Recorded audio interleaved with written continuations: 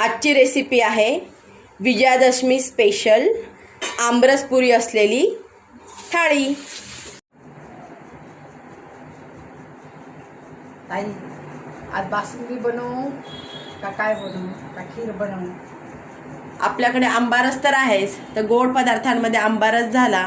बरं ठीक आहे, मग आंबारस पुरी करते, भजी करते आणि वेगळ्या पद्धतीची मेथीची भाजी दाखवते। ओके, चालेल? हो। हे बघा, आता भजी करते की भजीसाठी काय केलं मी, हे बघा असा हा लांब लांब लांब लांब कांदा कापून घेतला असं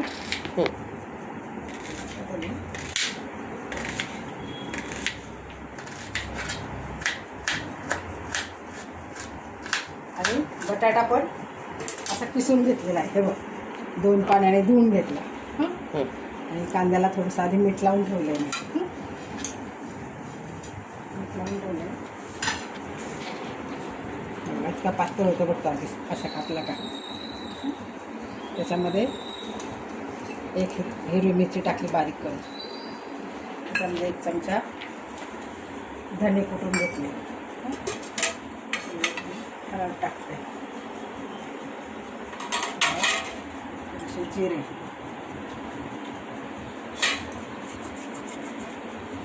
जिरे, हिंग, 2 चमचे हिंग घ्यायचा, कारण बेसन वापरतोय ना आपण बाजूला म्हणून हिंग आणि थोडासा ओवा।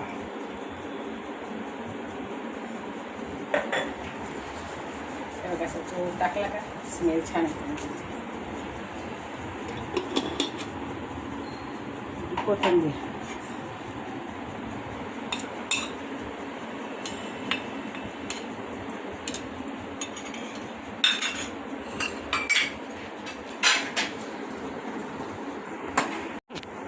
थोडंसं मीठ टाकते आणि त्याच्यात मावे तेवढं बेसन टाकायचं, बेसन पीठ 1 वाटी ना, असं नाही, त्याच्यात मावे तेवढं घ्यायचं, त्याच्यात मावेल तेवढं बेसन।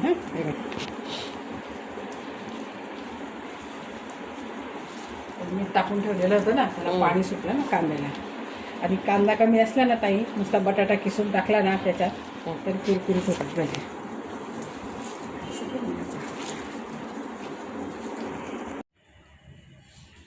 हे बघा, आता मी ना भज्यांचं हे करून ठेवलं, मळून ठेवलं भज्यांचं, म्हणजे कालवून ठेवलं। आता हे 5-10 मिनटं आपल्या मुरेपर्यंत, तोपर्यंत पुऱ्यांचं पीठ मळून।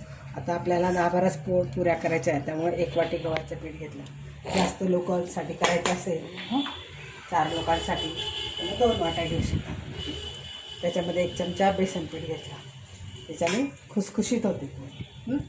आणि थोडीशी साखर घ्यायची, छोटा चमचा वगैरे, याच्याने पुऱ्यांना कलर छान येतो आणि चकाकी येते, कलर पण येतो आणि चकाकी पण।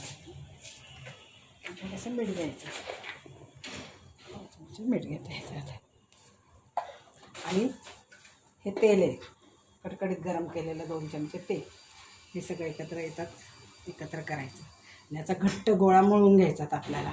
घट्ट गोळा मळून झाला मग त्याच्या पुऱ्या लाटू।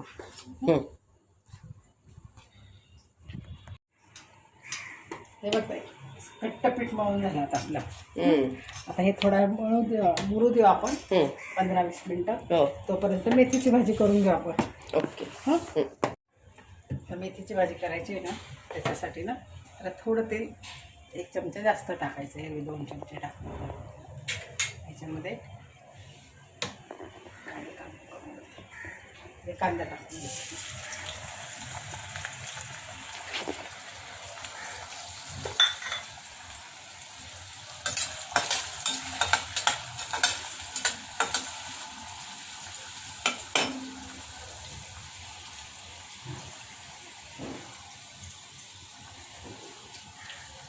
आता कांदा लाल झाला काय, हिरवी मिरचीची पेस्ट टाकायची आपल्याला। कांदा लाल होऊ दे, कांदा लाल झाला आहे, त्याच्यामध्ये मिरची टाकते, याच्यात हिरवी मिरची, लसूण आणि जिरे,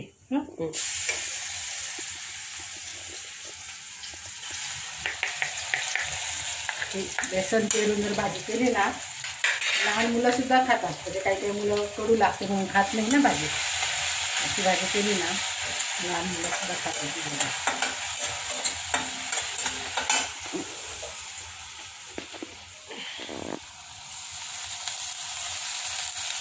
अशी लागली भाजी.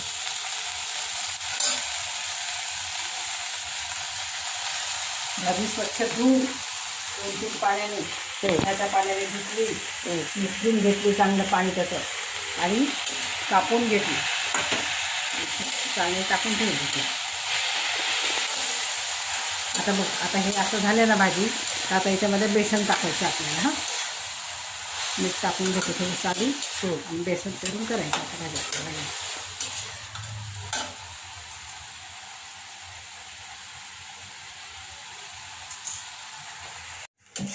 हे बघताय, तर भाजी आपली कमी झाली ना, शिजत आली ना आपल्याला कशी, त्याच्यामध्ये बेसन पेरायचं, लागेल तसं टाकायचं थोडं थोडं.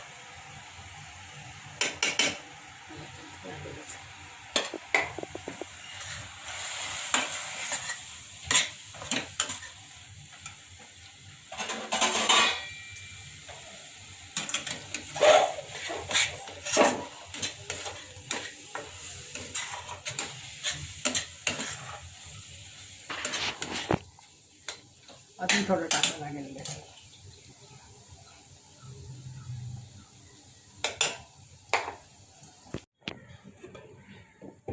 हे बघताय भाजी झाली का, आता पुऱ्या करते. ओके. पुऱ्या झाल्या का लगेच भजी करते मग. ओके. अशी सोडायची. पुऱ्या कशा गरम गरम तेलात तळून घेतल्या आपण, अशाच भजी पण गरम गरम तेलात तळून आणि टाकून झालं का मग बारीक मध्यम करायचा.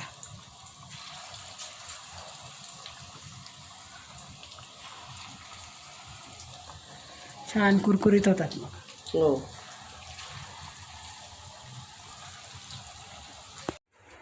हे बघताय, आपण हापूस आंब्याचा रस होता ना, आता काढून ठेवलेला होता आणि तो साठवून ठेवलेला.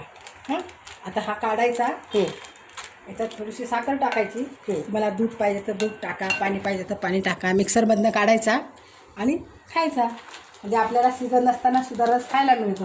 हो. आता रस होता म्हणून तर तू बासुंदीने करायला. हे बघताय, आपली दसरा म्हणजेच विजयादशमीची स्पेशल थाळी तयार झाली. हां, हे बघ, आपल्या साठवणीतला आंबा रस, पुरी, कांदा आणि बटाट्याची भजी कुरकुरीत आणि बेसन पेरून केलेली मेथीची भाजी, वरण भात, लिंबू आणि लोणचं. आणि या जेवायला आता. चला बघा किती छान पद्धतीने थाळी तयार केली आहे. चला या तर मग आस्वाद घ्यायला.